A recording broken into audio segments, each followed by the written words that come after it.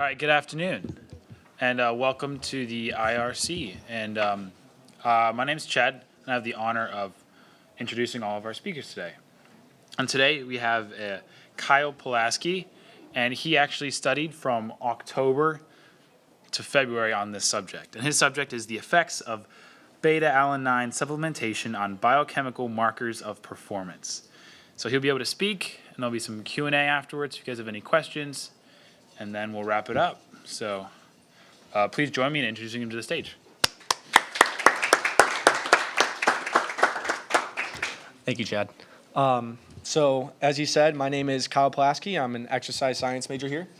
And I decided to conduct my research on the effects of beta-alanine supplementation on biochemical markers of performance. The reason I kind of got to this point was just I've always had a deep interest in muscle fiber typing, and being an athlete involved with that is also performance. And so being able to maximize my performance using anaerobic means. So here's my introduction. Your body has essentially two main mechanisms for creating energy, or ATP, and that is aerobic means or anaerobic means. So through anaerobic means, certain exercises go along with those, such as sprints, weightlifting, high jumps, stuff like that. And when your body goes and creates ATP through that process, it will also create lactic acid or hydrogen ions, and these hydrogen ions will decrease the pH in the muscle. And this acidic environment is not ideal for muscle contraction, and because of that, you will start to fatigue. You will, running the blank. You will fatigue, and your performance will decrease. So, in theory, if you enhance your ability to regulate your hydrogen ions, then therefore the pH will increase. It will no longer be acidic. Your muscle contractile process will be more efficient, and you'll be able to perform more efficiently, anaerobically speaking. So, what is a great way to regulate your hydrogen ions? I'm going to tell you. Carnosine. So I came across this, and carnosine is an intramuscular pH buffer. It's a cytoplasmic dipeptide found in vertebrates and non-vertebrates, and it's an extremely high concentrations in skeletal muscle. And so what it does is, as I said, it buffers the pH. And so if you increase muscle carnosine content, then you're going to improve your anaerobic capacity. And this is simply because as you work out with anaerobic means, you're going to decrease your pH, and so this buffer will raise it back up. You'll be able to go longer, less fatigue, et cetera, et cetera. So what is beta-alanine? Beta-alanine is a non-essential amino acid, and it's a limiting precursor of muscle carnosine in the body. So your body has it naturally, but if you supplement it, it has been shown to increase muscle carnosine content by up to 80%. So what I'm looking at essentially is if I am going to supplement beta-alanine, I'm expecting that the carnosine content in the muscle will increase, and therefore the pH buffering will increase, and your anaerobic performance will increase.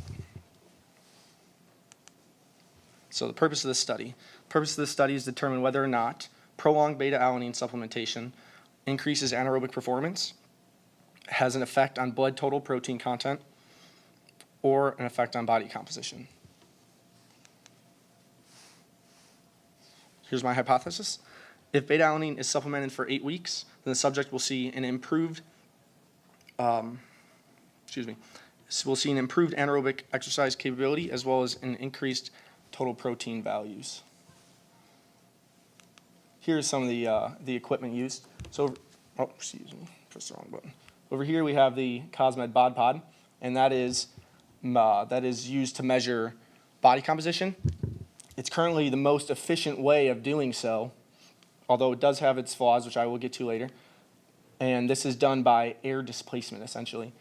And here is the Piccolo Express Blood Analyzer. That was used to obviously analyze the blood to figure out the total protein count in the blood and among other variables. Over here is the Assess to Perform bar sensei, and that was used to measure bar speed in my performance section. And of course, the beta-alanine, which I supplemented. So my methods. I chose 10 baseball student athletes randomly, and among those 10, I split them into 2 groups, again randomly, 2 groups of 5, and one of them being the control group, one of them being the experimental group. The experimental group was given beta-alanine to supplement, and they were expected to supplement 1.5 grams per day, 7 days a week, for 8 weeks. Whereas the control group was given a placebo, which was just common table sugar from Publix, and it was presented similarly to avoid the groups from being able to distinguish the two. So there was 3 periods of testing.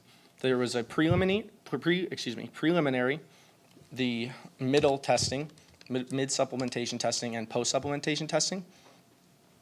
And each period was broken down into 2 testing stages, and that was the composition stage and the composition stage and the performance stage. So during the composition testing, that involved the bod pod and the blood analyzation, whereas the performance just involved the weight testing, which I will get to next. So composition testing methods. This involved the subject coming in, their height and weight was recorded. This data was then put into the computer connected to the bod pod. The subject was then instructed to follow the on-screen instructions, get their composition recorded, and this data was saved.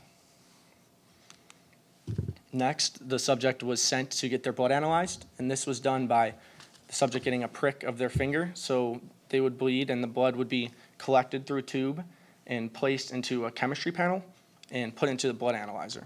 And this would measure things such as total protein, etc. I also used a general chemistry 13 panel for that, because there are a different variety of panels that measure different variables. So for the weight testing, this was the main portion, most time consuming. The weight testing, prior to any supplementation, I had each subject, all 10 of them, get their 1 rep max for both bench press and squat.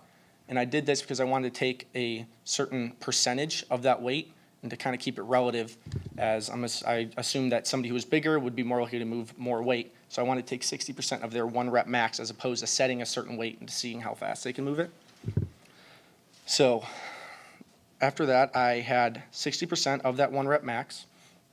And for both bench and squat, I had the subjects do 3 sets of 2 and try and move it as fast as they could.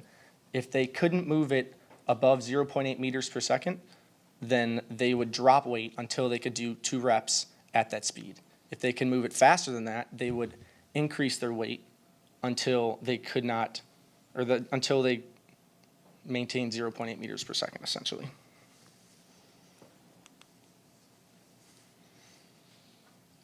So these tests, as I said earlier, were completed 3 different times: preliminary, mid-supplementation, and post-supplementation. And this data was recorded and was analyzed using an analysis of variance test, or an ANOVA. They were also put on a weight program. This was designed by our head strength coach here at PBA, Elliot.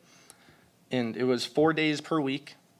The weight program involved heavy strength lifting as well as speed lifting. And he utilized a Tendo unit as well during that time, so they were able to see their bar speeds as they went along to kind of continually progress.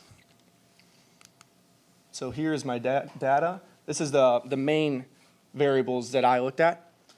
So we have percent body fat, fat-free mass, total mass, squat, bench press, total protein, BUN, which is blood urea nitrogen, CRE, which is creatinine, AST, which is alanine aminotransferase.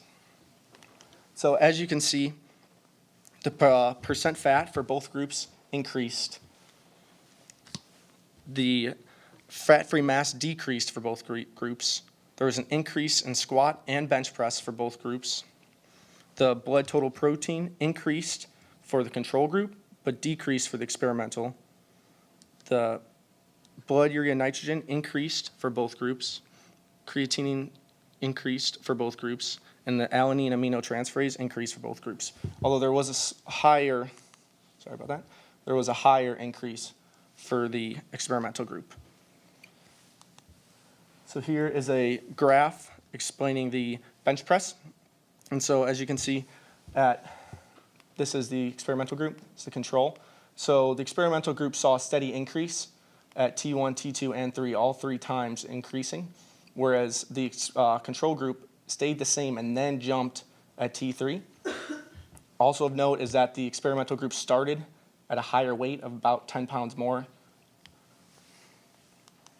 That could also, again, go for the squat weight at T1, T2, and T3. Experimental starting higher, but a steady increase. Control was more or less the same throughout the 8-week period. Blood total protein levels. We had the control group saw a net increase from T1 to T3 with a spike in the middle and before dropping back down.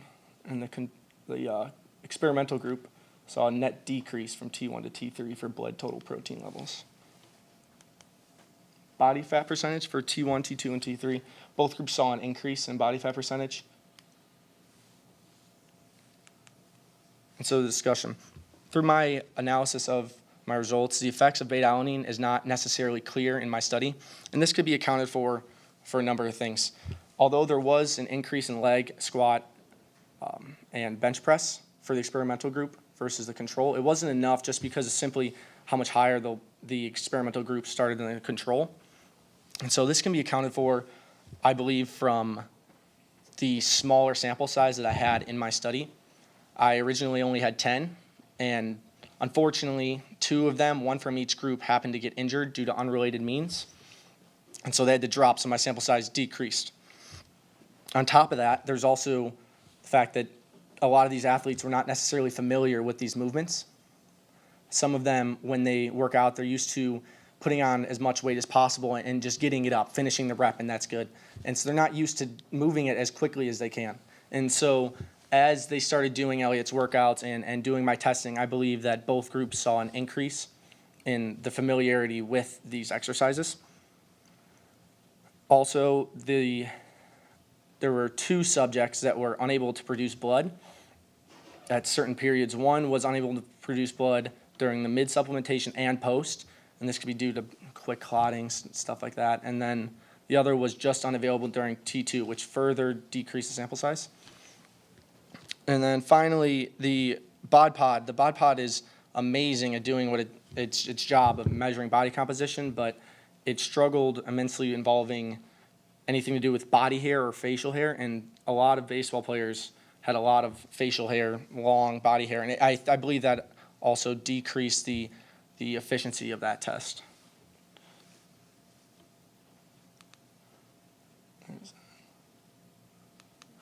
And then for future studies, I wanted to measure essentially carnosine content because that is the direct pH buffer.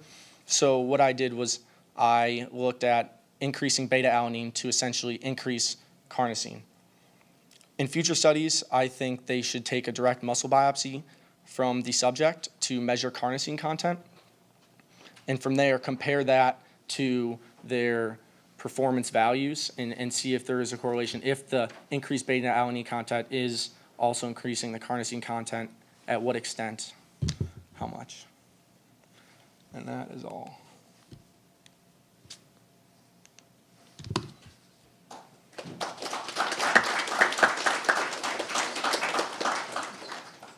Oh, I'm available for any questions.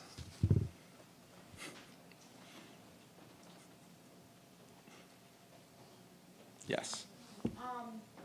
When you took these blood samples, were they taken at the same time, every time, and under the same conditions, like fasting? Unfortunately not. It was extremely difficult to try and control exactly when I could get these guys in to do the testing because they all had, they had baseball schedules, practice, workouts, class at differing times. So it was basically more or less trying to get them in whenever that they could, that I also could be there. So I was not able to control for that as much as I would have liked.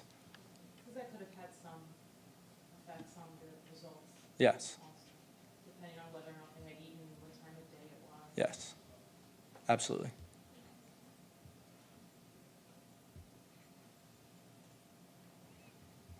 All right. All right. Well, thank you very much for listening.